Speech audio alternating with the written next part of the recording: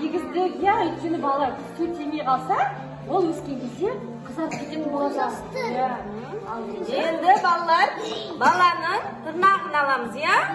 Баланың тырнағын алғанда ақырын алу керек, балалар.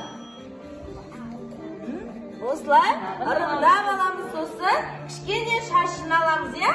Сонымен шашымен тырнағы баланың тастамай жинап қоямыз, балалар. Сосын